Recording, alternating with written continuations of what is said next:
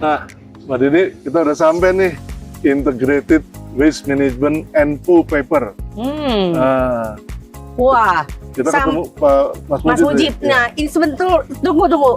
Ini baju keren juga nih, disesuaikan. Masalahnya nih di sini ketinggian 1.200 meter. Betul, kerasa dingin ya. Dingin. Iya. Dimasuk angin. Udah janjian kan sama Mas Mujib? Udah. Mana nih Mas Mujibnya Ayo nih? kita samperin. Mana nih? Itu dia. Kita berhijau-hijau ini. Oh iya, kebetulan. Selamat datang, Mbak Dini. Selamat tahun baru. Selamat datang Kang Agus. Iya, terima kasih. Di UWN. Akhirnya datang jumpa. juga. Karena ini tempatnya asri ya. Ya, ginilah pohonnya kita. ini. Sejuknya. Di sana itu gedung Integrated Waste Iya, ini Management-nya gedungnya. ya. Oke. Wow. Nah, kita kemana dulu nih? Langsung ke sana? Enggak, kita jadi sebelum masuk ke fasilitas biasa kita harus pakai beberapa safety shoes dan beberapa peralatan masker dan yang lainnya untuk secara aturan standar kita. Oh, Gitu. Mari kita pakai dulu peralatannya harus kita pakai dulu. Oh, baik. Ayo, coba. Yuk, Mana kita nih? gimana nih? Nah, Enak sekali ya. Aduh. Ini bagus gini loh Mbak Dini, Damai. kalau kita podcast tapi berada di lapangan. Benar. Kan sedulur-sedulur juga mungkin bosan lah kalau ceritanya selalu di studio. Nah, ini sekarang kita ke lapangan, melihat Integrated Waste Management, di mana kita akan melihat sociopreneur itu dijalankan melalui pemberdayaan, bagaimana sampah yang mungkin orang melihatnya kotor, terbuang, tetapi punya nilai dan ini menjadi apa ya, circular economy. Iya, Iya. betul, Nah, Pak. ini sudah dijelaskan pada waktu video yang lalu mengenai circular economy. Sekarang kita lihat faktanya. Bagaimana nanti kita lihat seorang pemulung, kemudian bisa menjadi pegawai tetap, bisa cicil motor dan sebagainya. Dan kita melihat nanti mendengar bagaimana ide-ide dari yang terbuang tetap hidup dan bergerak memberikan kehidupan bagi yang lain. Iya. Siap. Yuk. Luar biasa Mari. pasti ceritanya. Nah, kita ada beberapa perlengkapan Kang Agus sama Mbak Dini. Pertama kita ada ini cover shoes, jadi untuk nutup sepatu karena kita datang ke tempat sampah. Kang Agus sama Mbak Dini pakainya sepatu, jadi kita tutup biar tetap bersih kalau keluar dari sini. Kemudian kita ada masker dan ini untuk penutup kepala gitu. Jadi takutnya ada kotoran atau apa dan yang lain karena di sini kita bersahabat sekali, ada burung dan yang lain yang memang masuk ke dalam area fasilitas itu kita biarkan karena kita di sini area konservasi dengan taman safari, jadi takutnya kita nggak pernah tahu ada kotoran yang jatuh, jadi kita pakai penutup kepala juga. Silahkan di Termasuk nanti pakai. ketemu BSF juga ya. Iya, betul. Berarti aku titip kopi di sini ya. Dan pakai ini. Ini di pas sepatunya. Iya. Oke.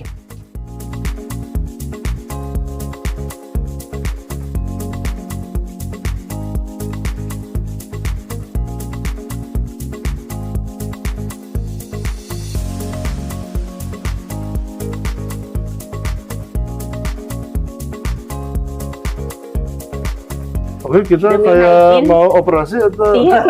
atau Siapa yang mau dioperasi ini? masuk ke ruang operasi atau mau ke tempat sampah nih? Jadi kita mau ke tempat sampah. Sampah ini. Ini Sarung tangan nggak perlu karena kita nggak ada sarung tangan kita pegang-pegang ya. nggak ada pegang-pegang. Pun yang Oke. pegang nanti ada megot tapi udah kering. Oke. Gitu. Siap. Yuk. Mari sini Ready? kita ke fasilitasnya. Iya, mari. Oke, Kang Agus, Mbak Dini, kita sekarang udah sampai di depan gedung bangunan dan kita akan nanti mulai tour untuk melihat fasilitas kita. Gitu. Nah, di IWM ini kita ngelola sampah kurang lebih rata-rata per hari 40 sampai 50 ton.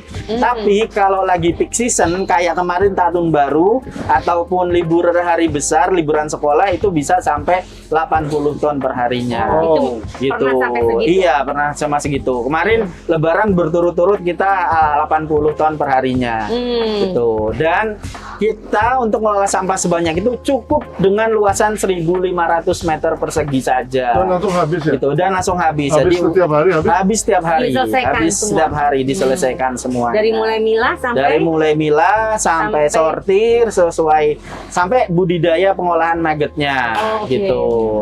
Iya, iya, Kita iya. selesaikan.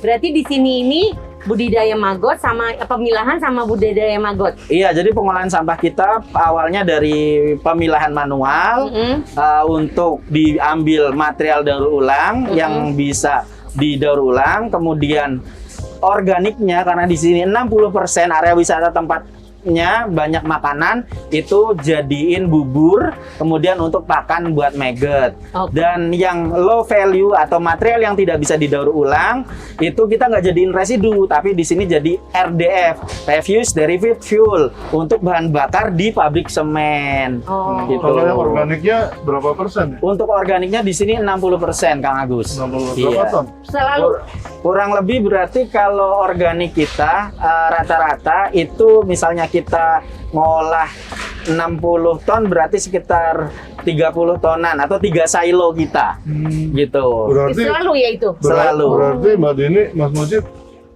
orang Indonesia itu kalau makan banyak sisa ya? Wah benar, disadari Iya. atau enggak tuh orang-orang kita tuh kalau makan banyak sisanya karena Iya, kita porsi sayang, ya. besar. Petaninya, sayang. petaninya nanamnya susah-susah kan. Kalau organik kan dari pertanian ya dasarnya. Iya. Pertanian, peternakan, perikanan, jadi makanan. Yang sisa sehari aja sampai berapa ton? Sehari itu kalau di sini ini cuma kita ngelola dari sampah dari area Taman Safari, Taman Safari Group, ada Taman Safari Bogor, Royal Safari Hotel, kemudian ada Safari Resort, ada Enchanting Valley, ada Pelataran. Kita cuma 9 klien saja itu sudah segitu banyaknya, Pak. 9 Dan area. 60%-nya sisa makanan. Sisa makanan. Waduh, Gitu. sayang sekali ya. Iya. Kita harus efisien, sedulur-sedulur. Saya kira kita harus mengubah kebiasaan kita makan nih. Iya. Makan Betul. mesti habis ya. Betul, Betul. betul. Iya. Ngurangin sampah karena kalau sampah makanan lama nggak langsung diolah, cukup beberapa jam aja langsung baunya muncul. Ini makanya Gitu. kita pakai gini aja. Iya, baunya Terasa masih ya. terasa. Iya. Terasa, Ah, betul. ah. Oke, kalau ini Gitu. jadi berapa ton Nah, di kekuatannya ini? Jadi kemudian satu-satunya tempat pengolahan sampah di Indonesia kalau kita bilang yang modelnya kita epoksi lantainya itu di tempat kita. Kenapa sih kita epoksi? Tadi sampah organik kita paling banyak 60% bikin cepat bau. Kalau lantainya biasa, baunya nahan tuh di Nah, lantai. Nempel. Tapi nempel. Kalau pakai epoksi dia nggak akan nempel. Jadi kita bisa cleaning. Dan kita sistemnya pagi clean. Setiap selesai kegiatan sore itu wajib langsung di cleaning sehingga nggak ada lagi bau yang nempel, minim sekali gitu. Mungkin di sini masih ada sedikit bau karena ini efek habis kemarin kita habis tahun baru jadi sampahnya cukup banyak. Nah tapi ini sangat minim dibandingkan kalau kita ngeliat di tempat-tempat pengolahan sampah yang sampahnya kurang diolah dan lantainya nggak kita epoksi gitu. Iya, iya. Oke. Kalau ini namanya mesin apa nih, Mas? Nah, kita langsung jadi Mesin pilah nih. urutannya di sini Kang Agus sama Mbak Dini kita masih milah itu di sini semi manual. Kenapa? Karena sampah kita kayak saya di podcast bilang rukun. Iya, sampah kita masih Semua campur. Campur. Kita sampah terpilah itu hanya dari area-area tertentu yang bisa dikondisikan secara manajemen dari klien kita. Tapi kalau misalnya dari parkiran, dari mana dan yang lain, semuanya sampahnya masih rukun. Nah, jadi campur kayak gini akhirnya kita pilah manual. Satu itu. Yang kedua, ketika kita semuanya otomasi, sampahnya akan jadi kotor. Material daur ulang kalau sampahnya kotor harganya turun. Itu turunnya nggak tanggung-tanggung, bisa 30%, 40%. Jadi kita akan olah gimana caranya. Jadi ini prosesnya semi manual, kita pilah di conveyor belt. Gitu. Kalau pekerjanya ini asalnya memang tadinya pemulung sekitar sini ya? Iya, kalau pekerjaannya mayoritas dulu di area Puncak ada beberapa TPA. Nah, kita hire mereka yang dulunya pemulung-pemulung di area TPA untuk jadi partner kita kerja di sini. kita kasih BPJS, kita asuransikan, kemudian gaji dan yang lain sehingga mereka bisa merasa hidup lebih layak. Pekerja formal ya. Betul, jadi pekerja formal. Kalau kerja formal tuh bisa akses keuangan ya. Betul. Bisa leasing motor. Betul. Ada yang leasing motor. Sekarang udah ada beberapa teman-teman yang udah bisa dapat tempat tinggal, mengontrak lebih layak, punya kendaraan dan yang lain gitu kan. Kalau untuk datang ke sini kan nggak mungkin jalan kan. Jadi sekarang mereka udah punya kendaraan juga untuk ke sini gitu. Nah, ini hasil pilahan ya yang kelihatan. Nah, ini makanya kenapa kita pilih manual. Contohnya kardus ini aja basah gitu karena sampahnya campur. Kalau kita pilih kayak semuanya mesin, akhirnya basah semua, harganya akan drop. Oh, oke. Gitu. Yang ini berarti udah drop nih karena udah basah ya. Yang ini udah drop pasti harga udah basah jadi pasti drop. Ini gitu. nanti masuk ke Nanti RDF. enggak tetap masuk ke Milan, cuma harganya akan beda. Oh, oke. Makanya kita coba maksimalin gimana Kan pemilahannya. kalau kertas, kardus, plastik, botol plastik, kain aluminium ya, kaleng, Iya. itu kan valuable waste ya, Valuable waste. punya nilai dan tidak diproses, langsung dikumpulkan, dipres, jual. Bisa jual. Kalau yang diproses kan kita yang organik ya. Iya. Nah, waktu di episode yang disampaikan sama Mas Mujid, ada mesin pilah yang dibuat ini. Oh iya, nanti ada mesin pilahnya kita bisa lihat dari atas. Oh, Gitu. oke. Tapi itu setelah dipilah manual. Oh, setelah Setelah manual. dipilah manual, material daur ulangnya keambil, sisa-sisa makanan atau organik dengan kayak kresek, saset dan yang lain itu yang pakai mesin pilah. Oh, oke. Gitu. Oke. Kita kalau bisa lihat dari atas. Jadi kita ini di atas stage untuk pemilahan sampah secara semi manual. Nanti sampah akan dipilah oleh petugas-petugas sesuai kategorinya. Jadi setiap petugas punya tugas milah masing-masing. Ya botol sendiri, kaleng sendiri, kemudian kresek sendiri dan yang lain mereka akan milah masing-masing. Nah nanti akan ada petugas yang di bawah yang nampung kemudian dibawa untuk dipres gitu. Nanti kayak di bagian kanan kita itu botol-botol. Nah itu hasil pilahan yang ada di conveyor pilahnya. Kurang lebih seperti itu. Gitu. Iya.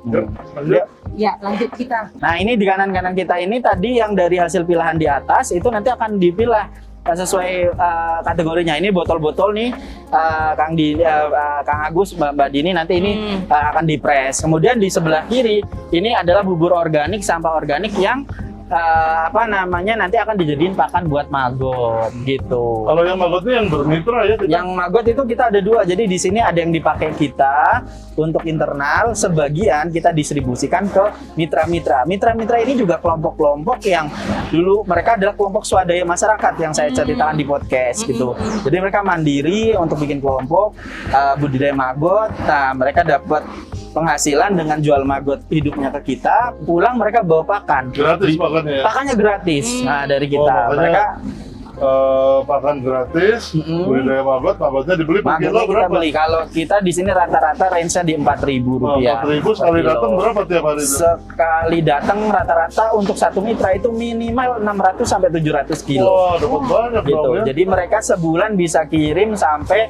10 kali gitu.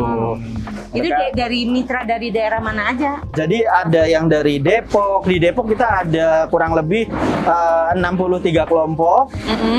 Kemudian di di Tangerang ada 3 kelompok. Di kota dekat bandara juga ada. Itu ada 4 kelompok gitu. Oke. Nah itu loh Mbak Dini yang saya maksud circular economy. Jadi kita kan selama ini pikir sampah tuh terbuang siapa yang mau ngurus.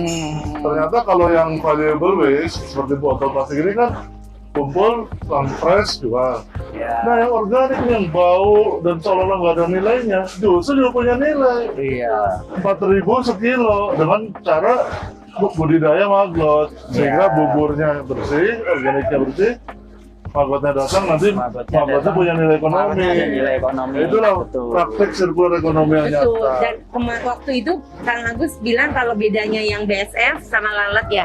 Mas Mujid juga ini baunya memang bukan busuk ya, Bukan. Iya. tapi fermentasi ya. Iya, gitu. Betul. Bener ya? Jadi ini masih nanti kalau ke dalam kita lihat di proses budidaya Karena maggotnya. ini baru keluar dari Baru keluar dari alatnya betul ya. dari Oh, alatnya. Gitu. Oke Kang Agus, Mbak Dini, sekarang kita kita ke area budidaya BSF-nya atau magotnya gitu atau nah di sini tempat ini juga alhamdulillah udah beberapa jadi referensi dari kunjungan beberapa daerah kemudian untuk jadi referensi bagaimana pengolahan sampah itu bisa berjalan dengan baik gitu.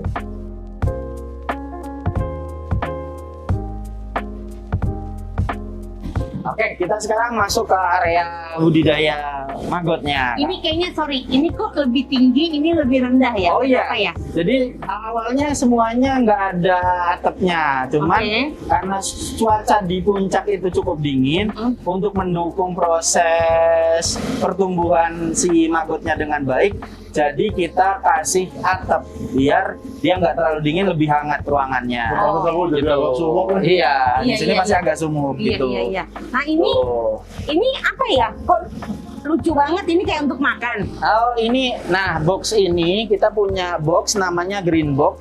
Ini udah ini produk kita. Jadi selama ini di Indonesia itu belum ada fasilitas ataupun alat untuk budidaya magotnya secara standar. Oke. Kang Agus, Mbak Dini. Jadi kita coba riset Randi, gimana sih biar maggot itu pertumbuhannya bagus, dan tidak memakan tempat gitu. Rata-rata kan banyaknya di lantai dan lain-lain. Nah ini kita bisa tumpuk sampai kayak bikin apartemen. Nah, makanya kita punya starter kit juga namanya apartemen maggot. Gitu. Jadi ini kalau rumahnya Gitu. lahannya sempit, bisa disusun sampai berapa? disusun sampai 10. Karena rata-rata orang Indonesia kan tingginya cuma bisa sampai 10. Jadi kalau 10 Bisa. itu kira-kira berapa berat magotnya? Kalau 10 punya 10 atau punya satu apartemen di rumah, sampah organik sisa makanan di rumah itu pasti selesai. Jadi udah nggak bingung lagi kalau misalnya ada darurat sampah atau apa, sampah organiknya bisa selesai tuh. Gitu. Ini jadi punyanya brand. Ya, ini punya patennya Green Prosa. Ini mereknya juga Green Prosa kan. Ya, ini mereknya juga patennya Green Prosa. Itu boxnya ini kita berbeda. Boxnya kalau biasanya kan kalau ditumpuk makan tempat. Ini juga enggak. Kalau misalnya kita tumpuk bisa seperti ini. Ini karena kita ada knockdownnya, dan ketika mau dikirim atau kosong, kita bisa simpennya atau mau disimpan kita bisa balik, cukup dibalik. Nah ini jadi bisa saving tempat. Jadi kalau budidaya kayak ini ada udara ya? Kalau budidaya ada udaranya, tapi kalau misalnya lagi mau kosong kita bisa tumpuk kayak gini gitu. Oke. Terus box ini bisa dibeli di mana ya? Boxnya bisa dibeli di semua marketplace atas nama Green Prosa. Gitu. Marketplace dari e-commerce semuanya ada, kita di Green Prosa bisa. Standar ukurannya hanya Standar satu ukurannya ada satu, karena ini kan patennya punya kita. Dan warna ini juga. Warna ini juga, karena kita Green Prosa harus green juga. Oh iya. Gitu. Terus siapa yang biasa beternak ini?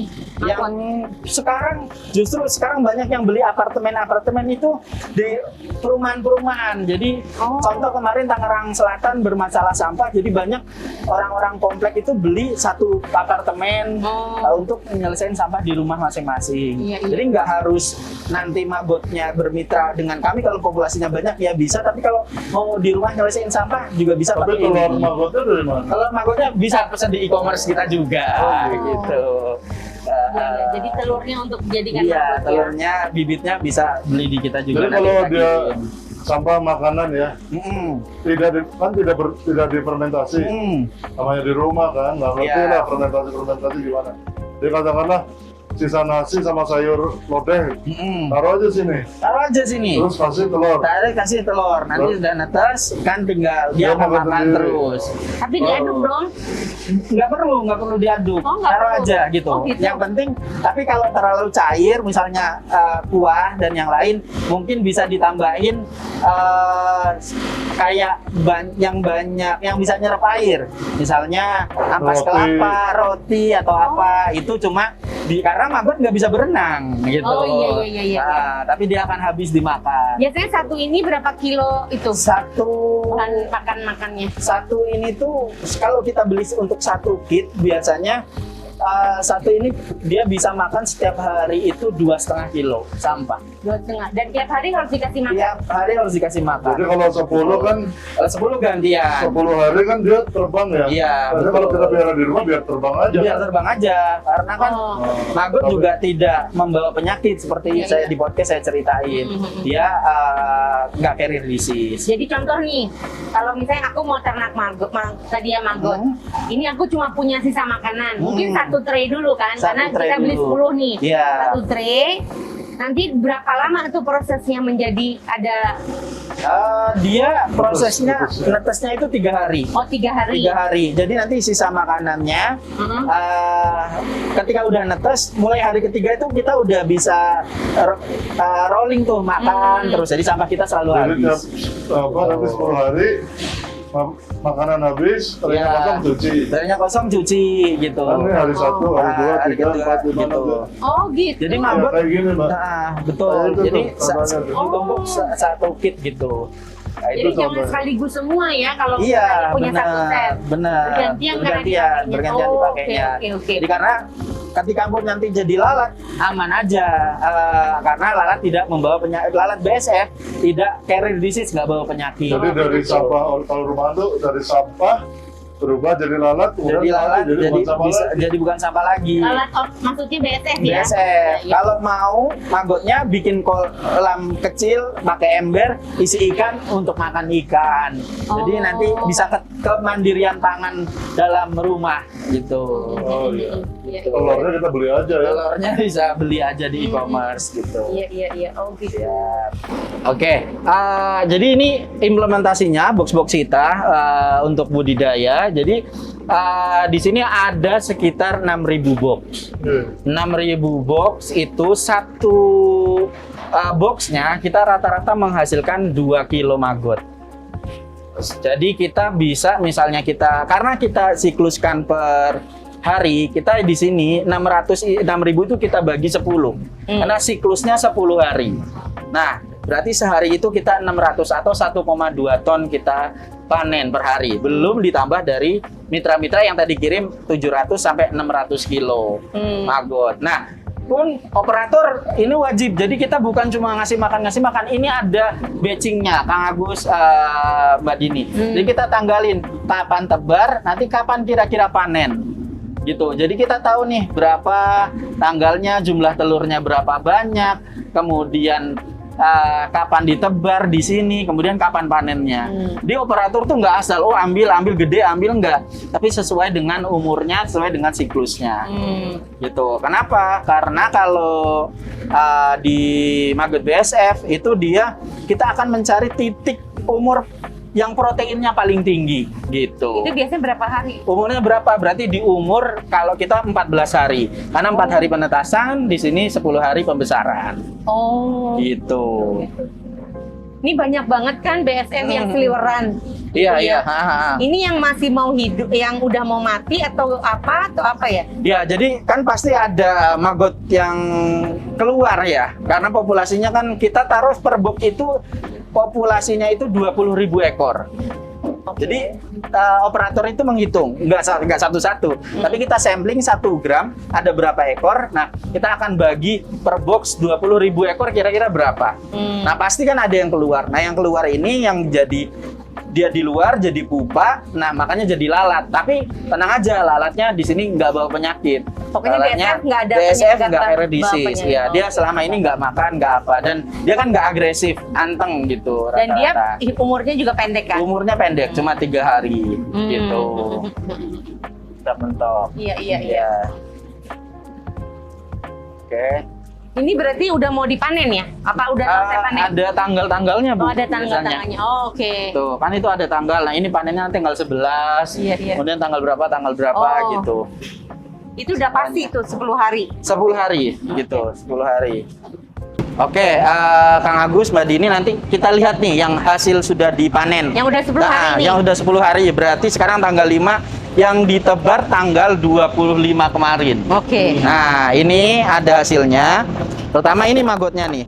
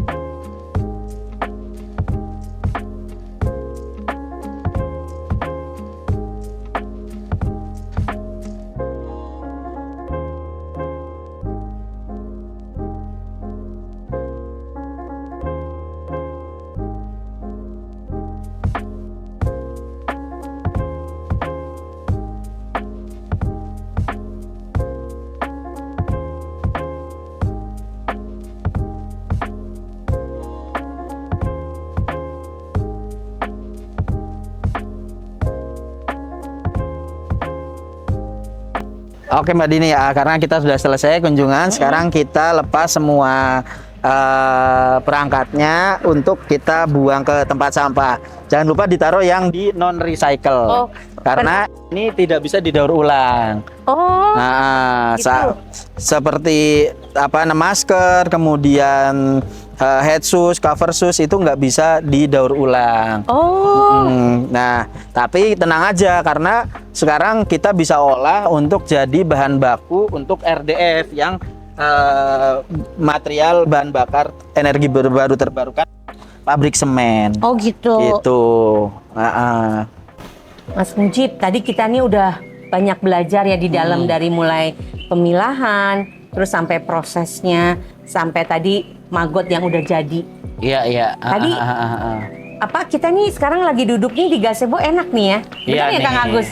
Ya. Suasananya udah asri banget, udaranya cerah. Kita boleh lanjut ngobrol ya? Boleh banget ya, mumpung lagi adem gitu ya, dan cuacanya mendukung ya, cerah. Tadi saya penasaran tuh, di dalam itu tadi kan maggot ya, itu kok ada kayak ngumpul-ngumpul gitu, memang seperti apa gitu? Ngumpul. Oh iya, jadi ketika dia udah besar atau udah usia panen itu kita cukup simpel untuk manennya. Kenapa? Karena dia memang sukanya itu crawling. Nah, ketika dia crawling itu untuk bersihin sesuatu yang nempel di badan dia. Nah, akhirnya dia kan crawlingnya gesekin ke temannya, berkumpul. Nah, itu lebih memudahkan biar sisa-sisa makanannya ataupun kotorannya itu udah ke pinggir. Nggak bisa garu-garu soalnya. Jadi dia bersihinnya crawling dengan temannya. Gitu. Terus tadi jadi mengumpul, sehingga nanti untuk dipanennya lebih gampang diambilnya. Kemudian itu kayak item-item itu yang namanya apa? Oh, itu kasgot. Itu warnanya lucu ya, maksudnya bentuknya juga kayak ada bulir-bulir kecil ya. Bulir-bulirnya. Itu apa sebetulnya? Jadi kalau yang bentuk bulir-bulir itu dari sisa proses pencernaannya, ya gampangnya pupnya. Gitu. Nah, itu manfaatnya apa? Nah, itu bisa nanti kita pakai juga untuk pupuk untuk pertanian. Jadi di area-area sini nih hijau-hijau ya karena kita kasih kasgot itu. Gitu. Nanti tinggal kalau untuk tanaman buah dan yang lain ya tinggal ditambahin beberapa pupuk disesuaikan sama kebutuhannya. Kalau tanahnya mati gimana? Nah, justru ini bagus banget buat bekas tambang, tanah perintis atau yang unsur haranya rendah gitu Kang Agus. Jadi nanti dia untuk recovery lagi numbuhin tanah. Kita pernah case riset bareng Unsud di Purwokerto, itu mereka pakai tanah bekas galian C. Sekarang udah hijau lagi gitu karena mereka gunakan untuk pupuk dasar lah atau recovery tanah. Jadi ada humusnya lagi gitu. Manfaatnya banyak ya ternyata ya. Nah, tadi kan ada bentuknya kan cukup rata ya maksudnya ukurannya.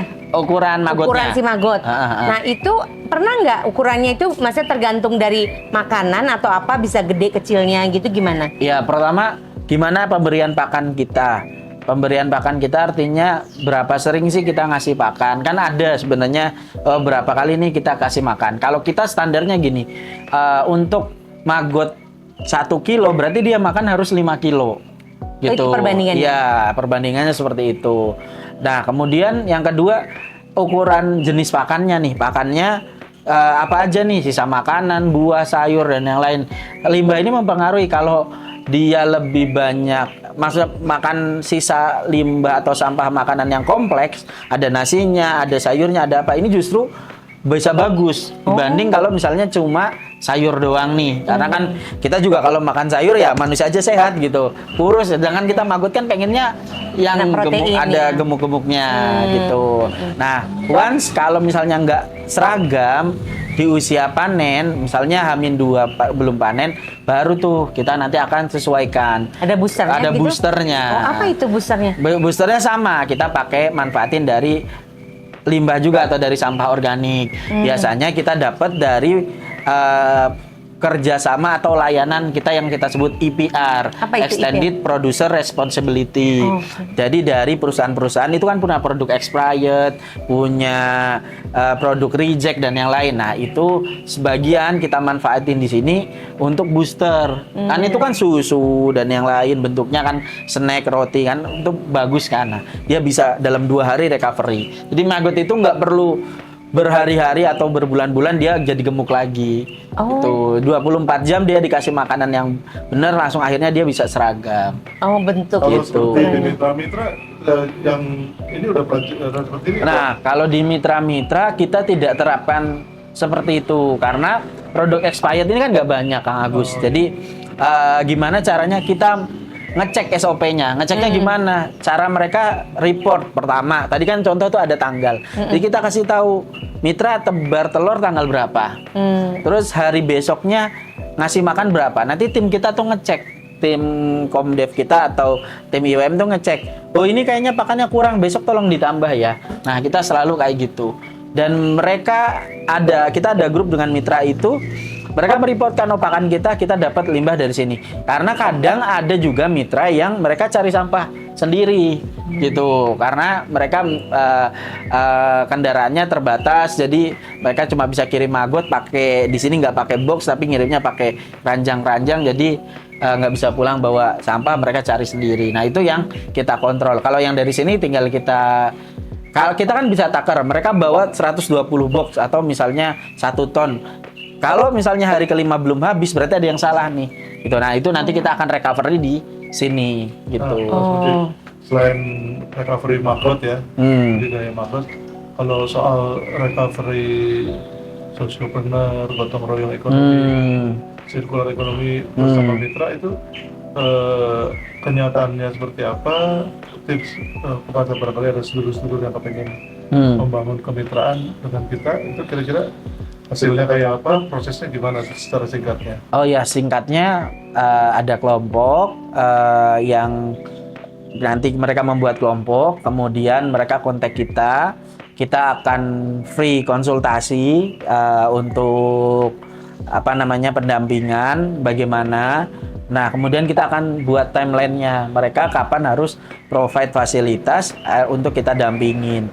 Jadi nanti fasilitasnya tiap rumah butuh ruangan berapa banyak? Kalau modelnya rumah per rumah sebenarnya cuma butuh ukuran 1 meter persegi. Oh, 1 meter persegi. 1 meter Terus persegi. kan apartemen tinggi Apartemen tadi. ke atas. Jadi satu rumah 10-10. 10-10. Nah, satu kelompok tuh bagusnya berapa? Satu kelompok bagusnya sih kalau bisa 20 minimal gitu. Jadi Hasilnya jadi berapa? hasilnya kalau misalnya ada 10 Anggota.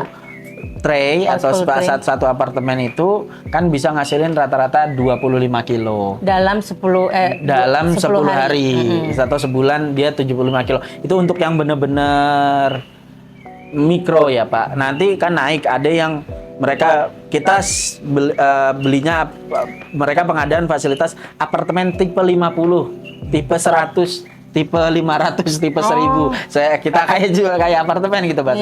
Jadi kalau tipe 50 ada 50 box, tipe 100 ada 100 box. Maksudnya. Nah, itu akan ada, berarti kan tinggal kita hitung. Kalau 100 box 100 kali 25 dia bisa 250 tuh. Jadi kalau yang mandiri itu sebetulnya paling kita kasih telur aja ya. Iya, benar. Kalau soal buburnya mereka bikin sendiri. Mereka bikin sendiri. Nah, kalau untuk rumahan bikin bubur pakai blender atau pakai apa ya? Atau nggak usah? Oh, nggak usah. Kalau di rumahan nggak usah bubur ya? nggak usah dibubur sebenarnya. Sampah apa aja ditaruh. Kecuali tadi yang berkuah. Nah, kalau yang berkuah perlu kita kuahnya dikurangin. Oh, gitu. Jadi contoh ya. Kan dulu yang saya tahu tentang ada enzim. Enzim itu kan sampah-sampah organik tuh. Ya. Ada ramuannya lah resepnya. Kalau ini misalnya contoh sampah kita nggak habis makannya, campur nasi, campur kulit bekas udang, kulit ayam, nggak apa-apa. Nggak apa-apa. Itu habis. Nggak usah dihancurin. Nggak usah dihancurin. Tulang paling nanti kalau kayak daging itu sisa tulangnya aja. Gitu. Sisa tulangnya udah bersih. Oh gitu. Dagingnya udah habis itu. Oh gitu. Karena BSF ini 24 jam dia makan terus. selama fase hidupnya. Jadi kalau traynya tadi ya setiap ini kita masukinnya kasih makannya di tempat yang sama Di atau tempat beda-beda? yang sama. Jadi nanti tuh kalau beli kit di e-commerce kita tuh ada Petunjuk. panduannya. Oh, panduan. Nah, Oke, berarti bisa ya ada. sedulur-sedulur kalau mau juga praktek bisa nanti di e-commerce-nya Iya. Green Prosa. Jadi kalau sedulur-sedulur mau nyelesain sampah di rumah, sampah organik khususnya, itu nanti bisa pakai kit Green Box kita. Iya. Gitu.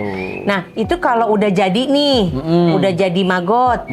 Nah, itu dikemanain ya? Dijual kemana? Diapain? Oh iya, kalau skalanya model kemitraan yang tadi ditanyakan Kang Agus, misalnya berkelompok, kita bisa ada potensi untuk off take karena kan banyak.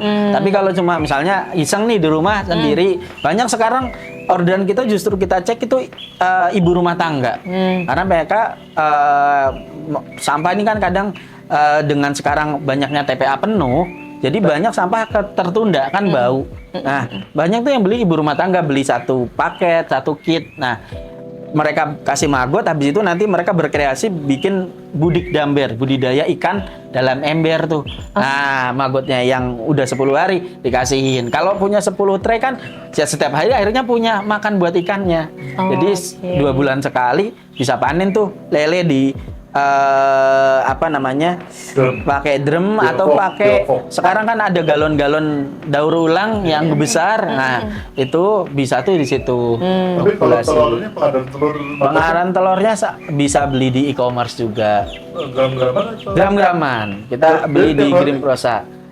Kan belinya misal nggak setiap hari. Untuk satu tray berapa gram? Untuk satu tray cuma setengah gram. Oh, Iya. Sendok.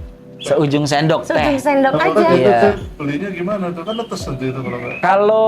Kalau Jabodetabek atau Jawa masih Jabodetabek atau Jawa Barat itu sehari sampai itu belum netes.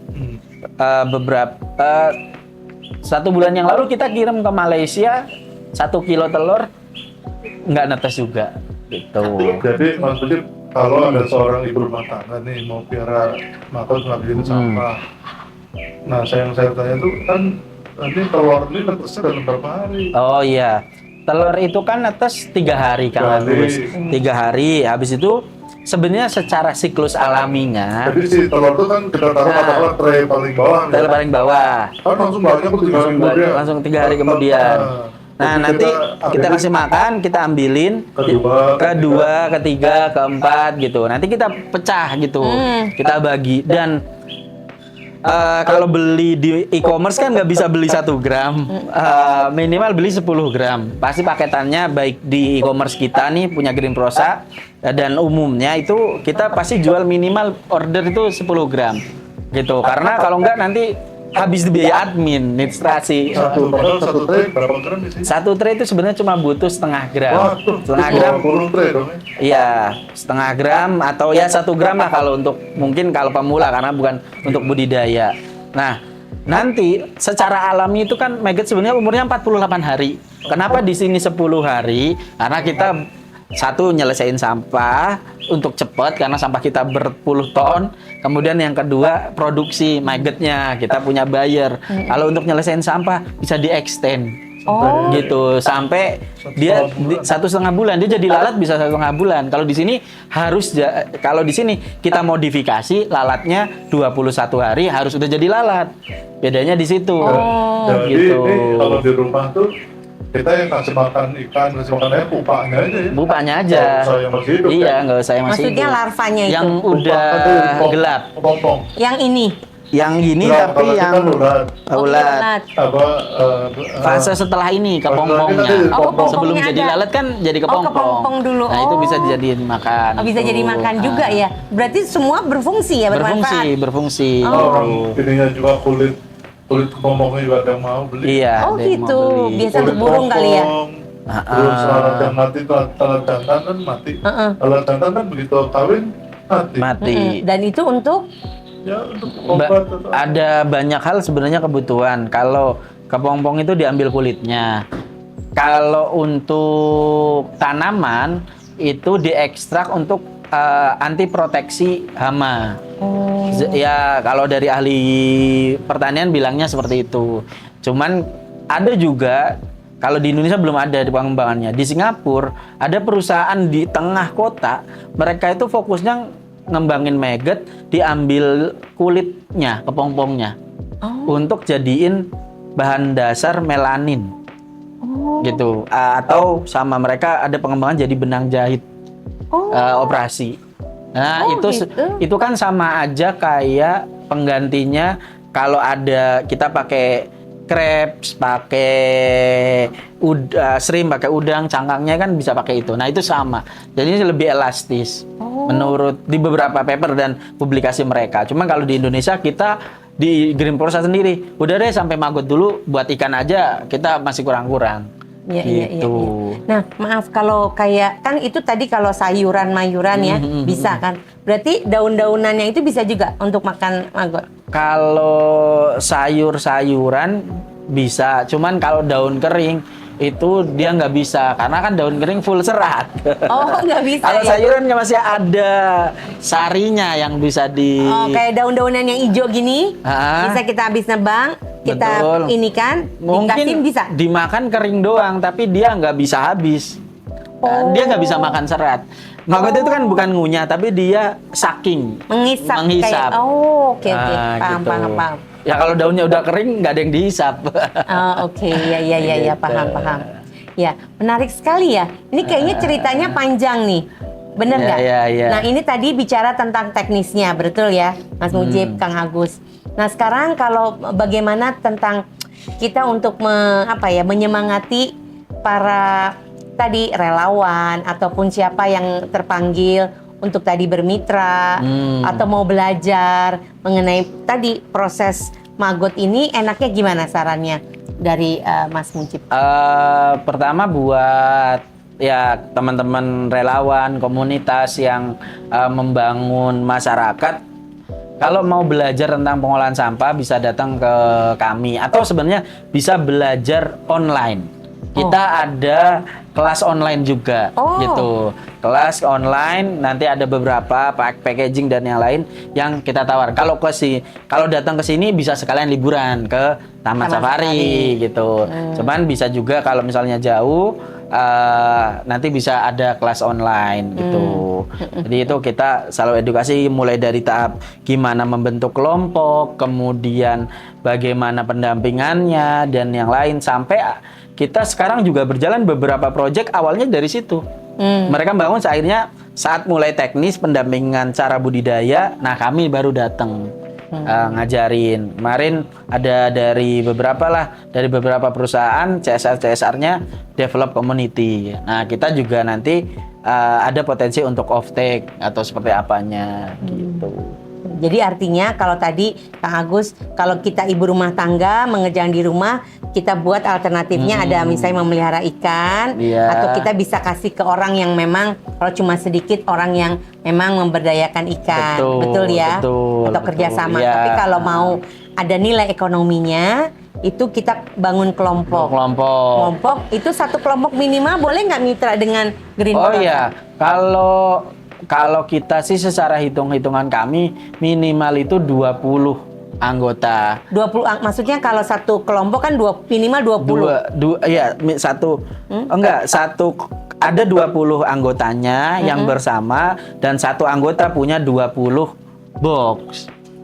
Gitu. Akhirnya nanti logistiknya kan biaya paling berat kadang pengiriman dan yang lain. Di kami pun bisa balance. Yang kayak contohnya gitu. Kang Mas Mujib pernah mengatakan off-take dengan 500 berapa kilo maggot yang udah jadi dari mitra-mitra. Betul. Itu dari kumpulan itu ya? Nah, contoh misalnya kita ada di Depok, ini mereka itu punya satu RW. Nah, mereka itu punya 450 box. Nah, 450 box kita bisa datang tuh ke sana kalau masih mungkin Depok, Bogor masih bisa keakses ya.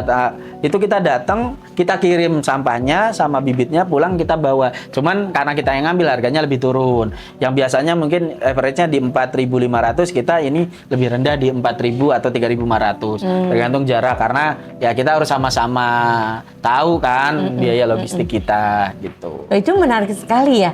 Gitu. Kalau kita di setiap RW atau RT gitu ya, Betul. pemberdayaan seperti itu, dan itu bisa untuk kas RW, nanti bisa pemulung ikut di situ. Kalau dia komunitas kita juga kan bisa ya, mensejahterakan kan tanpa. Ya, sangat inspiratif. Iya, sangat dan inspiratif. Bisa direplikasi, ditiru. Ya. Ya kan, karena yang penting itu kan sebenarnya kalau beternak itu ada telurnya, ada bibitnya lah ya. Iya, ada bibitnya. Ada telurnya, ada kandangnya, ada pakannya, ada marketnya. Betul. Kalau enggak kan susah, udah produksi mau jual kemana bingung, nggak bisa.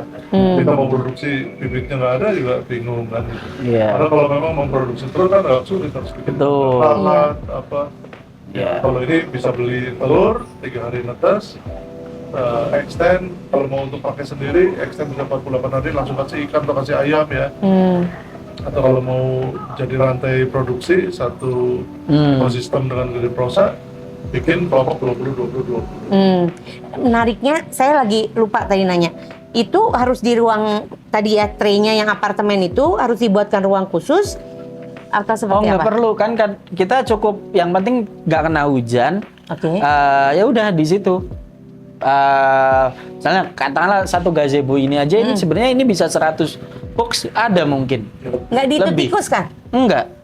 Oh, tikus nggak berani dekat? Tikus enggak, Kucing segala? dekat enggak. Oh. Gitu. Kalau misalnya ada keluhan, atau kan kita juga sering dapat konsultasi dari mitra. Oh ini ada tikus ya, ada apa? Kita selalu bilang itu sampahnya seperti apa yang dikasihkan, gitu. Oh. Nah, gitu. Ternyata sampahnya masih terlalu besar ukurannya dan yang lain. Coba dikecilin aja, dihancurin. Oh iya ya kalau Jadi, terlalu. karena kan maggetnya belum makan si Kucing atau kucingnya atau datang. Saya simpelnya kalau bisa sisa makanan masukin kresek, injek deh, hancur, udah tuang aja gitu. Nggak yang harus digiling pakai blender atau apa. Nggak perlu ya. Gitu. Simple ternyata ya. Dibejek-bejek aja. Iya. Menarik sekali. Menarik Jadi sekali. memang para sedulur sekalian, begini Mas Mujib, kita banyak pelajaran dari ini, inspirasi ya.